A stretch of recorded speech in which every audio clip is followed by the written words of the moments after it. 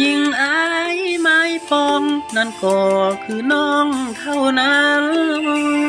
ทุกคืนทุกวันให้นั้นบ่ได้ลืมไหลสู้ก็แม่น้องบ่เคยเตื้องต่อผู้ใดบ่ให้ละแวงสงสัยให้ฮักแต่น้องควันตาแต่อายยังมีคนดีขอบอกกับน้อง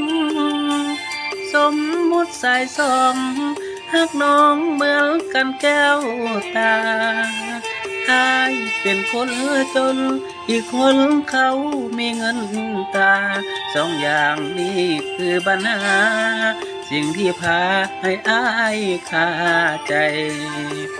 ถ้าบ่ตีไอ้นี้ยินดีหักน้องบ่มีเงินทองรับรองจะหามาให้สิ่งที่สำคัญน้องนั้นเป็นกำลังใจถึงจะลำบากเพียงใดจิตใจน้องอย่าขอแค้นคำเว้าจากปากกันกองออกจากหัวใจบ่แม่นเว้าหลายยอมตายให้สมเป็นแฟนสองฟ้ามืออายบวกใส่พร้อมทั้งสองแข